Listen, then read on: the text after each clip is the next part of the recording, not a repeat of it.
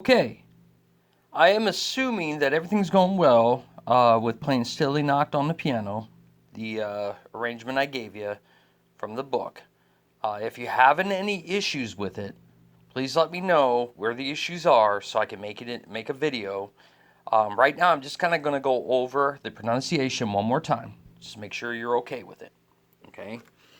So the first part, a Stille Nacht. You could say Stille, or some Germans actually can even say Stille. It depends on what part of Germany you're from. So Stille is pretty much the regular translation, especially when they sing this in the original Austrian language. Stille Nacht. Make sure you get the G in there. Nacht. Heilige Nacht. Alles schläft. Einsam wacht. Nur das traute Hochheilige. Now, notice I say ge. Ge, if you say heilige, that's acceptable too. But heilige is actually the most proper translation of it, or pronunciation of it, I mean. Hoter, Knapp. Now, sometimes when they sing it, the K is silent. So if you're having a hard time getting the K in there, you can say Hoter, Knapp. Im lockigem Haar. Schlaf in himmlischer Ruhe. And it repeats, Schlaf in himmlischer Ruhe. Okay, so I'm going to try to sing it in your vocal range. So I kind of got to put myself in the Elvis, Randy Travis, Johnny Cash kind of shoes here. But I'm going to try to sing low. I used to be able to sing low. My pitch might get off slightly because I don't sing this low anymore, but still. Okay, make sure I can get it in here. So here's how you're going to sing it. Ready? Stille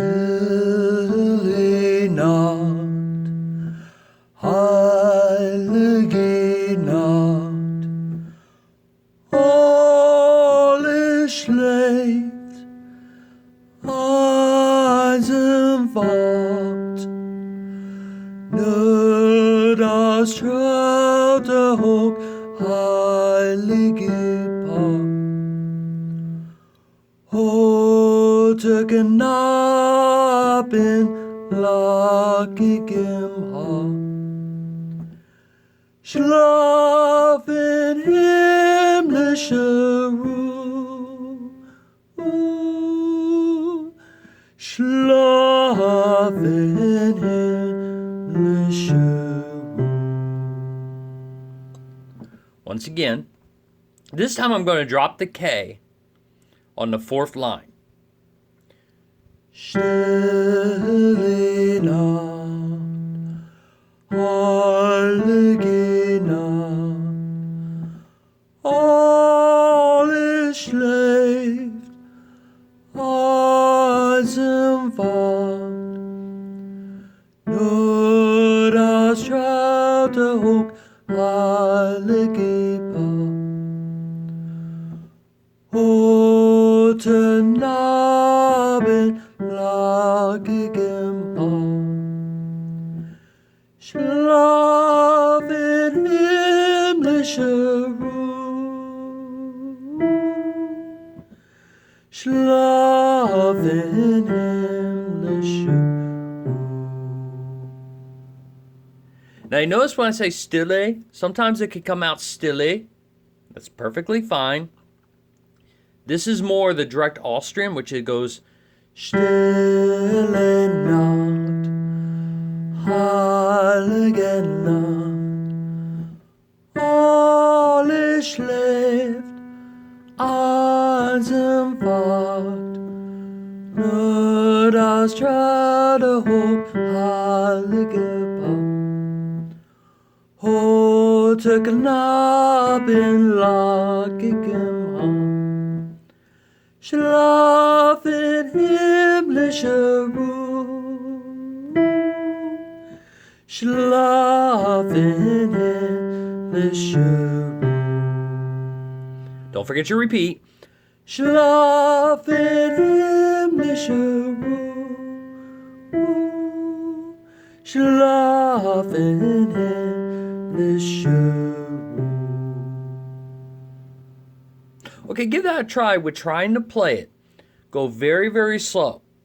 If you're having any hard time with any of the parts on the piano, whether right hand, left hand, or hands together, have your mom message me and let me know what part that you're having a hard time with. Because the next thing I want to show you how to do within the next week is teach you how to play a jazz arrangement of Silent Night, where you get to have a little fun with it. In order to do that, I need to start teaching you how to do inversions. I'm going to quickly run through it with both hands. Okay, you know how to play a chord. Here's a regular C chord. Okay? You can actually take that chord and invert it, meaning change it around, and it's still a C chord. Let me show you. You take the bottom note C and you move it to the top, right here. That means you're dropping it at the bottom, and you're now putting the third note, right here, the middle note, as the bottom note. So you're going to move your fingers like that. You're still using fingers 5, 3, 1 for the chord, but now you're playing an E, a G, and a C.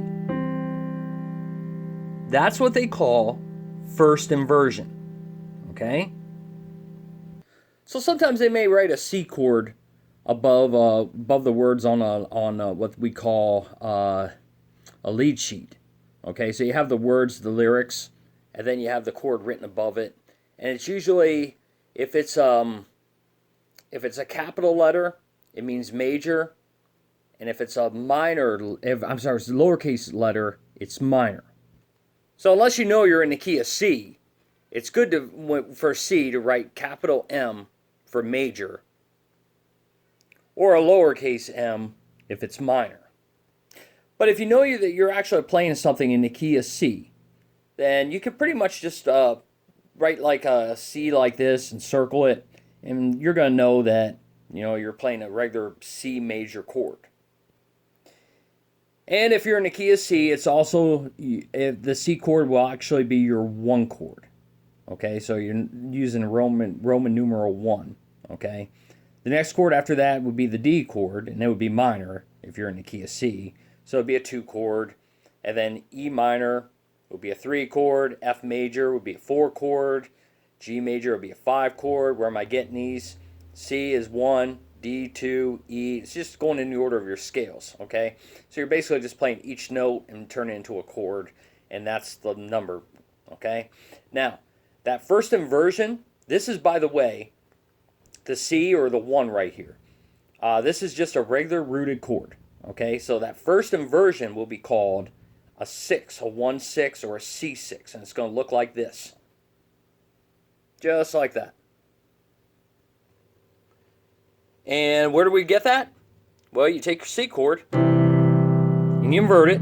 Take the bottom note, put it at the top, the C. Now you have 6 notes from this E to the C. 1, 2, 3, 4, 5, 6.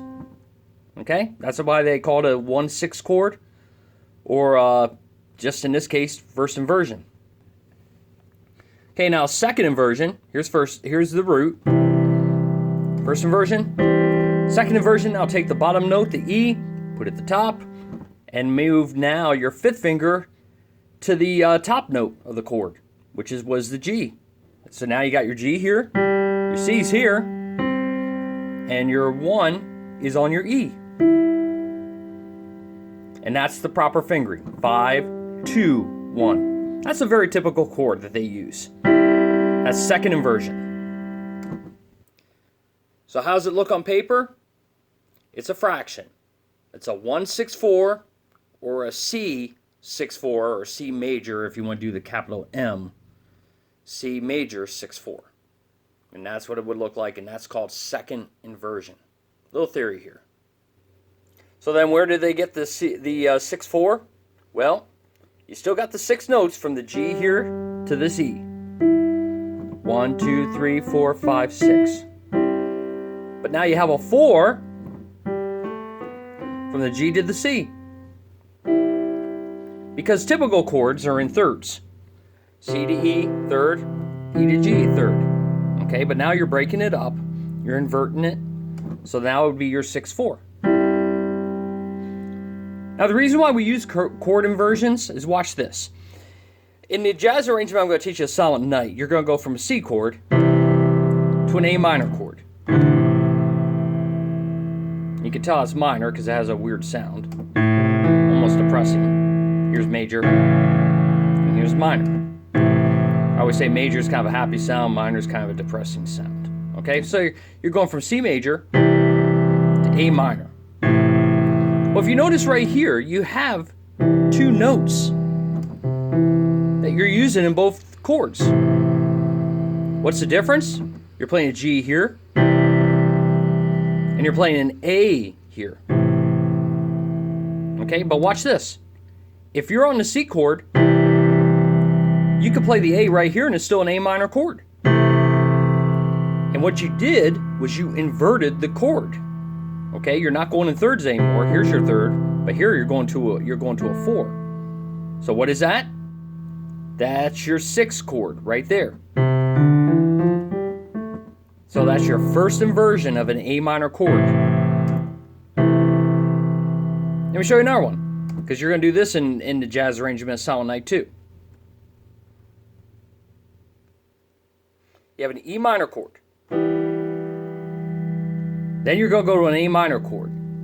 Now, instead of jumping all the way down here, or going from here to here, watch this. Find the notes that you have in common in the chord there. We're in the E minor chord, in an A minor chord, you're playing A, C, E, where you're already playing the E here. But you are playing a G here, so now drop the G and go to the A. What's missing? The C. So you can actually go from an E minor chord to A minor without moving your hands around so much. Here's another one you'll use. C major chord, going to an F chord. Well, instead of jumping your hands like that, in an F chord you got an F, A, C. That C is already being played in the C chord. Just got to add your F and your A. What are you playing here? You're playing an F, 6-4, or an F chord in second inversion. Now, if this is your F chord, and even though it's inverted, if I said to play a G chord, well, G comes after F, you can still keep it inverted and just slide everything up one note, and that makes it a G chord.